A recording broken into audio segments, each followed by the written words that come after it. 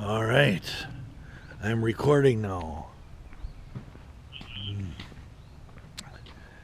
You people watching don't know that I'm talking to Brother Ted on my headphones. That's why I got the headphones on. he's he, he's laughing in my ear, saying, "Tell the peoples I said hello." Well, we're walking down into a little valley here, where the pond is. That I was so diligently taking care of for the past 2 years, and I'm kind of curious. I haven't been working on taking care of the pond for about 6 months because they did a remediation on the pond, and instead of following the plan that I developed, with Ted's help, by the way, that I was basically just giving up. And it's sad because I like to come out here. Man, look at all those yellow flowers. I don't know what they are, but they're very nice. They cover the whole ground in front of me. For those of you watching the video, as I climb deeper down into the valley here, and lots of downed trees. My goodness. That last big thunderstorm, we had a little tornado in it, and it really did a number on the trees. And so there's so many of them that are, laying down in the woods now. Right, we're just about down to the bottom of the valley. You can see the pond there. Here's the creek that runs into it. And that creek is spring fed. Of course, it balloons up when it's raining. But here, I'm going to put you on a tree here for a second. All right.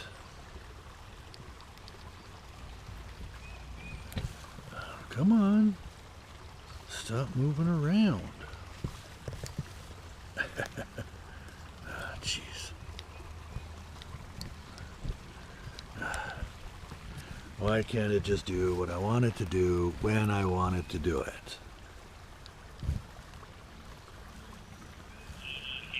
Is that going to work now? Is that going to do it? The answer, of course, is no. There we go. Now I got her. Anyway, you people watching the video can't see it, but I'm tightening up my drawstring on my shorts because they're sliding down as I walk down into the valley here. Because they weren't on very tight. Because when I'm driving around, of course, in the truck, if your pants are too tight, it's uncomfortable. All right, that being said, let's check on a couple of things, shall we? I'll get you back off of the tree here. I got one of these camera holders that has the three flexible legs, the little tripod. And I'm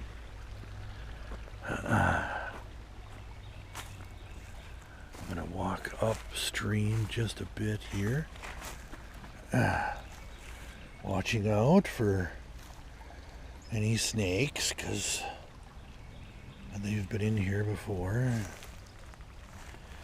And I don't really want to get my shoes all muddy. Oh yeah, there's plenty of poisonous snakes out here.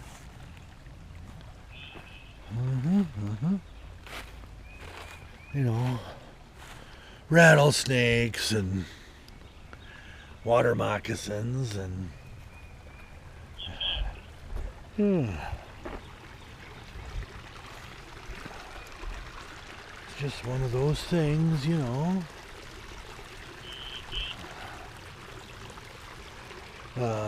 Wild violets out here in the woods everywhere. Let me show you those. There's one right there. And there's another right there. And then look at these wild onions. I don't know if these are the toxic ones or if they're the edible ones. But all right, so no, I'm not gonna test them out. Here's a pile of coyote scat. I don't think you want to look at that. There's lots of coyotes out here. Okay, so now let's look out at the pond. So, if you look down towards that end, of course that's the deep end down there, it's about 12 foot deep. And what I wanted them to do was dig that down to about 20 feet deep. And then this back area here, I wanted them to dig that down to about 12 feet. And instead, the people that they hired to do it dug it down to just a couple feet deep. Now, if you look out, and the pond is already covered with pond scum, and it's only April 1st, you know what that means for the rest of the year. It means that it's going to stay just a fetid mud hole because it doesn't have enough depth in order for the water to continue to turn. And even though you can see there's a good amount of water coming in from the spring, you can watch the water coming in through the culvert there. And so there's a good amount of water that transitions through. And again, this is spring water, but because they did not dig that down deep enough, it stays mucky like this. So it's pretty sad that they did not follow my plan. But you know, whatever.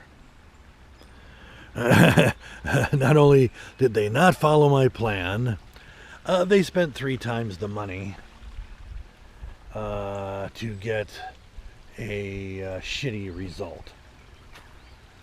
So, I like them apples.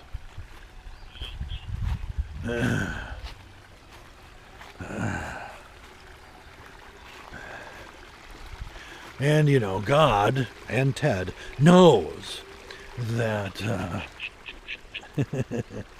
that I put together a heck of a plan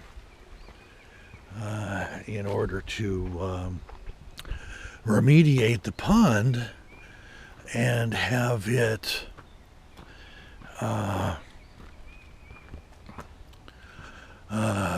able to support a diverse and larger number of fish, and you could only do that with depth. Right now, because of the way that they failed, that pond can only support about 200 pounds of fish. Meaning, you know, everything from minnows all the way up to bass. Look at this tree. Jeez. Just snapped right off. That's crazy. Anyway, so only a couple 100 pounds of fish can live in the pond now. However, had they followed my plan, they would have been able to have about 1,800 pounds of live fish because of it being spring fed. The oxygenation of the water is very high, and so the amount of animal life that it could have sustained was really high. So I'm going to walk back down over this direction and show you more directly. I don't even know how many fish are even left in the pond. Jeez, again, it's April 1st, and the surface of the water is literally just covered with funk. I mean, Ted, when you see this video, you're gonna be like, that's just fucking sad. Right. Remember how the pond gets out behind your place, but that's a tiny little pond? All right.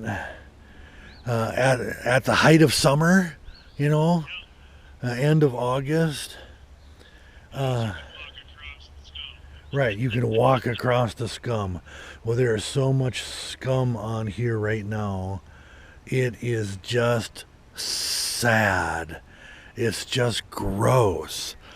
And I don't know if you can see it on the video. If you can see the bottom right there, if you look through, if the